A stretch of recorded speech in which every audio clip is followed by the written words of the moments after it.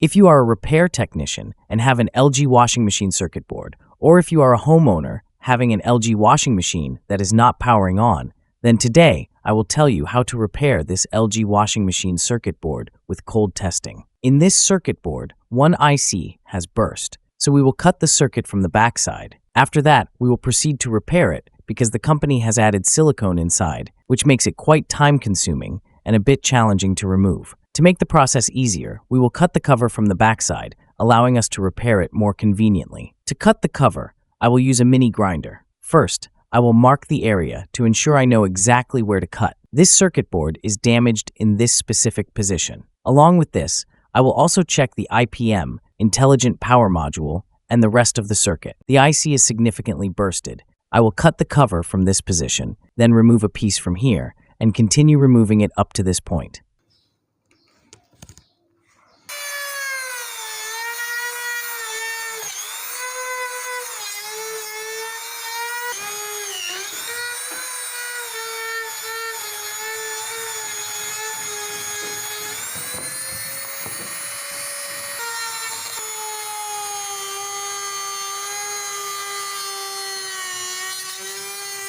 Friends, I have now cut the piece, and using a thin tool, I will remove the piece.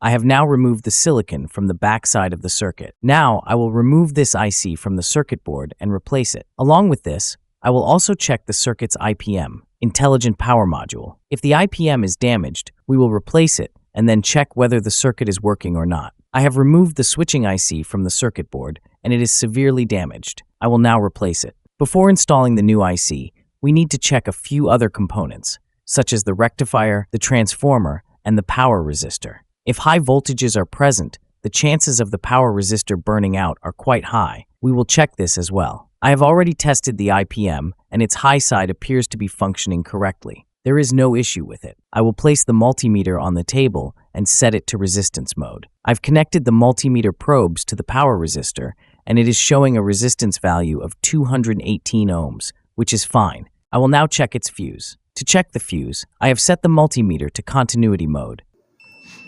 The fuse is in perfect condition. Next, I will check the protection resistors located nearby. We will check them one by one to identify if any of them are faulty. If we find any issues, we will replace the faulty resistors before proceeding to replace the switching IC. I have already prepared the IC and will install it on the board shortly. Here, there is a 100 ohm resistor. Let's check its value. It is showing exactly 100 ohms, which is correct. There are also two diodes here that we need to test. Additionally, there is a 60 kilo ohm resistor that we will check as well. I will now test the 60 kilo ohm resistor. It is showing 67 kilo ohms, which is perfectly fine. Next, I will test the diodes. If there is any issue, we will be able to identify it in the diodes. The voltage in the forward bias of the diode is 0.459 volts. Now I will switch the probes and check the reverse bias voltage of the diode. The voltage is not breaking down in reverse bias, indicating the diode is in perfect condition. Now I have installed the new IC,